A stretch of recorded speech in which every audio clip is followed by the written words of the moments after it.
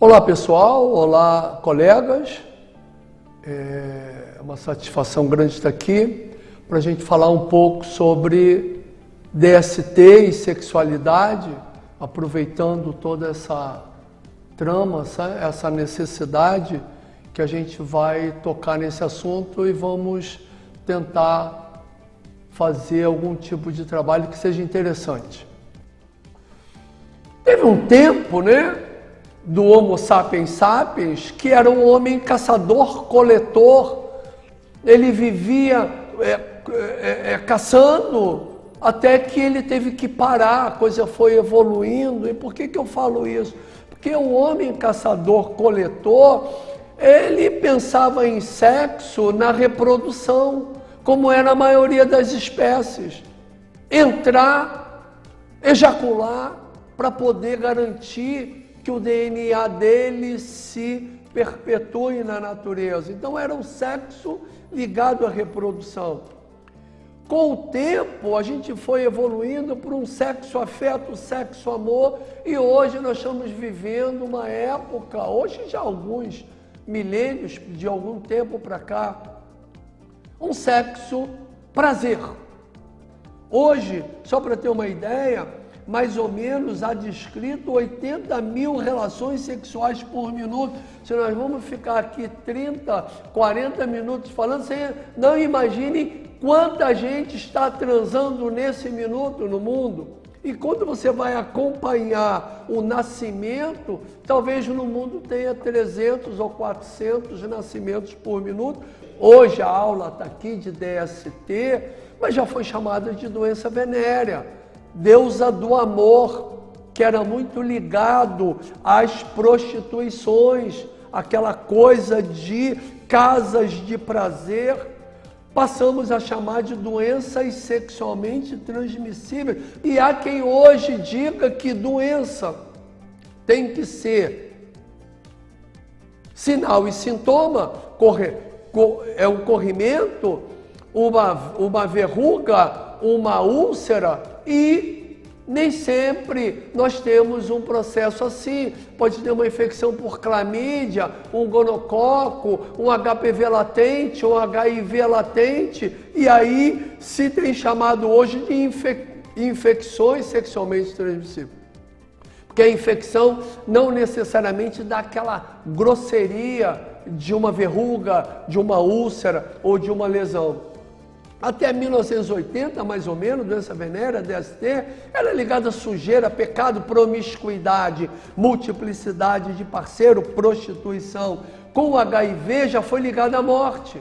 O HIV veio para dizer, caramba, uma DST, uma infecção sexualmente transmissível, o HIV vai me matar.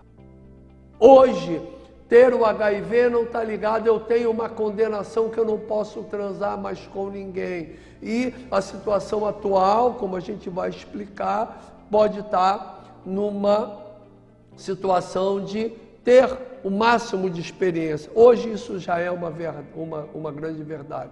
Em termos gerais, nem todo mundo que é da população é uma população sexualmente ativa.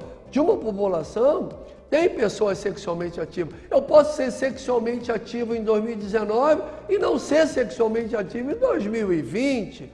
Eu posso passar o ano todo sem ter relação sexual. Então, existe um grupo de pessoas sexualmente ativas. Nesse grupo, tem pessoas que estão em risco.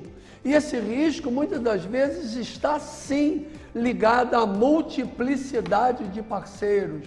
Mas pode ter pessoas que estão em risco com uma única pessoa, se essa pessoa estiver infectada. Então, essas pessoas em risco não necessariamente é prostituição, é multiplicidade de parceiro. Isso hoje nós estamos aprendendo muito. Dessas pessoas que estão em risco, algumas estão infectadas.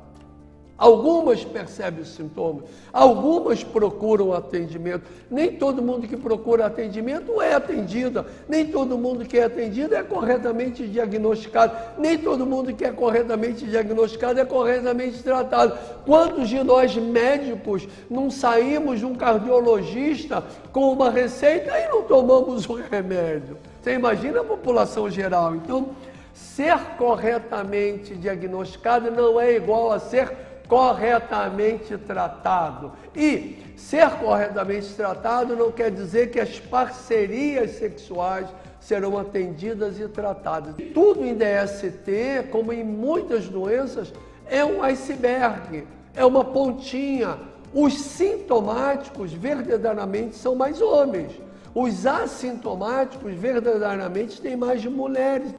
Não ter preconceito sobre a sexualidade. Se é homem ou mulher, se é menino ou menina, se transa com um, se transa com o outro. Emitir diagnóstico baseado em suposições.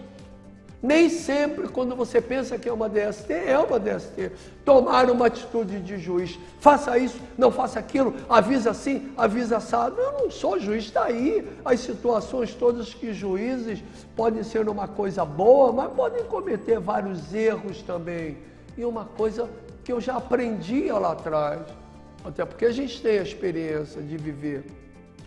Ignorar a trama emocional e existencial envolvida no caso. Cada um que tem o seu diabetes, a sua hipertensão, o seu câncer, a sua DST, pode reagir de uma maneira. Então é muito importante entender tudo isso e saber falar e saber medir tudo isso. Deixar de fazer o bom uso da reunião, do encontro do paciente para expandir o processo de educação. O meu paciente é a minha expansão do processo. Deixar de pedir opinião de outros colegas. A gente às vezes tem muita vergonha, medo.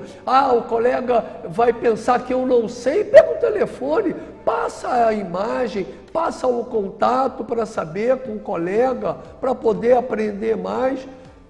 Outra coisa importante, está na moda, supervalorizar publicações de custo e efetividade. Quanto custa fazer esse exame? De repente tem um preço, claro que tem um preço, eu não posso abusar, mas não deixe isso tomar conta da tua vida médica. No verão, nós não tivemos aqui aumento de candidíase nem de vaginose, pelo contrário, o aumento, foi no meio do ano. Então, não caiam na armadilha que uma época do ano tem mais isso. Para DST é o ano todo. O trabalho com sexualidade é o ano todo, DST é o ano todo, porque a oportunidade aparece da noite para o dia. A infecção pode dar desde ausência de lesão a ficar como portador, a desenvolver câncer, como pode ter lesão clínica e ter regressão espontânea. Então, tem doença, por exemplo, o herpes, que regride espontaneamente. O HPV pode regredir espontaneamente, como pode evoluir para uma doença para câncer. Gostaria que vocês pensassem, uma vez com HPV, é sempre com HPV, temos ouvido muito essa mensagem, HPV não tem cura, infecção por HPV é oncogênio, muitas campanhas, tome vacina porque vira câncer. É verdade, em algumas situações vira, mas vira sempre. Quem teve relação sexual ou teve HPV não se beneficia com vacinação? Será que tudo isso é verdade? Não, tudo isso é falso. O HPV não é para sempre, a gente cura a lesão de HPV e ele pode desaparecer. Nem todo HPV vira câncer, nem todo HPV oncogênico dá câncer. E quem já teve HPV se beneficia sim de proteção para todas as DSTs, usando camisinha, fazendo vacinação. Então isso é importante que se diga. Nós temos na vagina, na vulva, um grupo grande de microbiota que tem os lactobacilos fazendo o equilíbrio disso daí. Porém, se eu perco a mata ciliar, pode ser, há quem diga que pode ter um aumento, de possibilidade de alguma situação. Eu ainda não tenho trabalho para mostrar, mas eu digo que nem todo corrimento também é uma DST. Nesse caso aqui, era uma grávida que tinha cândida e tinha vaginose bacteriana. E veio porque tinha uma secreção no colo do útero, pensando em clamídia e gonococo. Então, Tanto cândida como vaginose nem sempre são DST. Essa paciente com candidíase, olha a lesão enorme de hipersensibilidade que dá no local, não é classicamente uma DST, mas a aflição dela é que é. Dado importante, hoje as pessoas fazem mais teste HIV do que teste para sífilis. E olha quem era o público, profissionais do sexo. Entre profissionais do sexo, o pessoal pensa mais no HIV do que na sífilis. Nós temos que pensar num todo e fazer uma atenção. Eu queria dizer para vocês o seguinte, quem vai trabalhar com sexualidade e DST, muito cuidado. Pense sempre em DST, mas não deixe de melhorar o diagnóstico. Essa foi uma fala do King Holmes numa conferência para médicos americanos. Nós precisamos diagnosticar mais e melhor e tratar mais e melhor as DSTs. E ele estava falando para uma população bem desenvolvida. Se eles têm dificuldade para diagnosticar mais e melhor, diagnosticar e tratar mais e melhor, imagine nós. Nós temos que ter a mente aberta para a DST, mas nós temos que fazer o diagnóstico para poder dar o entendimento. E também, o paciente não ter DST não quer dizer que eu não tenha que fazer o trabalho de educação sexual. E para isso, eu tenho que ter conhecimento. Tendo conhecimento, eu devo ter habilidade para lidar com. Tem muito doutor que é fera, sabe tudo, mas não tem habilidade na comunicação. Não tem habilidade de escutar, de perguntar. Se o senhor quiser falar comigo alguma coisa que eu não perguntei, me fale. Se o senhor não quiser falar agora, se lembrar, me comunica depois. Eu hoje aqui, estou em Niterói gravando, eu agora entro no meu celular, entro no aplicativo e falo, gostaria de transar com uma pessoa negra, de 1,70 m, assim assado, que gosta de fazer isso em 2 minutos, vai me aparecer aqui um hall de pessoas. Hoje em dia, eu já conheço grupos de relação sexual que é um grupo. São 10 pessoas, eles transam no grupo, homem com homem, homem com mulher, pode transar. E infidelidade para esse grupo de atividade é se uma pessoa tem relação com pessoa fora do grupo. Eu tenho que convidar essa outra pessoa para fazer parte do grupo. Até isso, hoje em dia, nós temos que aprender. Não é mais um casal, é um grupo de 10, 15 pessoas que tem relação entre o grupo. Então, a fidelidade é com o grupo. Se alguém sair e transar com alguém fora do grupo, está sendo infiel com o grupo. Como é que eu lido com isso? Como é que eu aprendo isso? Profilaxia pré-exposição. Eu tomo um remédio para HIV e vou para um grupo ter relação para não pegar HIV. Hoje em dia nós temos isso. Não tem para sífilis, não tem para herpes, mas tem para HIV. Como lida com isso? Hoje em dia nós sabemos que tem pessoas que fazem a profilaxia pré-exposição porque tem uma pessoa que já tem HIV. Então eu lido com isso daí para não pegar. Às vezes até um casal, mas muitas das vezes ele vai para ter relação em grupo, para se proteger contra HIV, mas não contra a sífilis. Tem a profilaxia pós-exposição. Eu saio e a camisinha rompe, ou eu estava meio bebum, ou então eu fiz alguma coisa, eu não tinha camisinha, ou então me deu vontade, e depois eu despertei e falei, caramba, eu não sei quem era, será que tinha DST? Se não tinha, ele sai dali à noite, 2 horas da manhã, e vai para um posto procurar uma profilaxia pós-exposição. Tem que ter um tempo, eu não posso fazer profilaxia pós-exposição uma semana depois. Tem que ser naquela noite, tem que ser com um tempo mínimo. E cada paciente tem os seus efeitos colaterais, aversão ao sexo. Volta e meia, vejo paciente que não quer mais ter relação sexual. Fica com medo. Problemas psicóticos, já vi gente que tentou suicídio.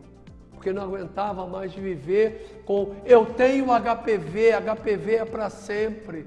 Mitos que a gente vê. Não é raro pegar um médico em 2020 que diga para a paciente, HPV não tem cura, a senhora tem HPV é para sempre. Muito cuidado com essas frases. Muito cuidado isso até com HIV. Hoje nós temos HIV com carga viral zerada. Talvez até nem contamine mais. Como já vi também e vejo, dá uma raiva no paciente que ele quer disseminar para todo mundo. Ele acha que ele pegou aquela doença, ele fica puto da vida e quer passar para todo mundo. Um rato olhando o buraco da parede, vê um fazendeiro abrindo um pacote. Logo pensou, ali pode ter comida.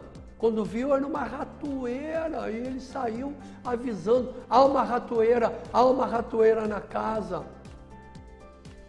A galinha disse, eu não entro na casa, eu não vou morrer, não me incomoda em nada a ratoeira.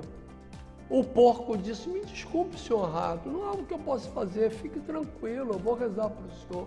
A vaca, senhor rato, eu, vaca, estou em risco por causa de uma ratoeira? O rato voltou para casa cabisbaixo, abatido, para encarar a ratoeira. Naquela noite ele ouviu um barulho e tal, era aquela coisa toda. Na verdade, a mulher escutou um barulho e achou que era um rato, foi lá, era uma cobra venenosa e a cobra mordeu a dona, a mulher do fazendeiro. O fazendeiro levou para o hospital, ela voltou com febre e muita gente para ir, para alimentar. O que ela fez? Matou a galinha e fez uma canja. A doença evoluiu, pacientes iam visitar, para alimentar mais gente, matou o porco. E a mulher não melhorou e morreu, muita gente lá, e ele sacrificou a vaca. Então, da próxima vez que você ouvir dizer que alguém está diante de um problema e acreditar que não lhe diz respeito, pense que quando há uma ratoeira na sala, toda a fazenda corre risco. Quando há uma DST, quando há uma suspeita, quando há um desequilíbrio qualquer, todos nós, inclusive eu vejo muitos colegas que atendem DST com esses preconceitos, com esse mito. Muito cuidado, sempre pare, olhe, escute, reflita para poder saber se expressar, saber entender a situação, atender as pessoas como gostaria de ser atendido. Como gostaria de ser atendido no posto de gasolina, no café, como gostaria de ser atendido no cinema, ter uma relação como gostaria que tivessem com você. Acho que esse é atender um paciente como gostaria que ser atendido. Essa então é a minha fala, espero que vocês tenham gostado, espero que isso daí tenha sido importante para vocês pegarem tudo essas coisas, ver uma asneira ou outra, perdoar uma bobeira ou outra, refletir para construir um daqui para frente. Valeu, pessoal!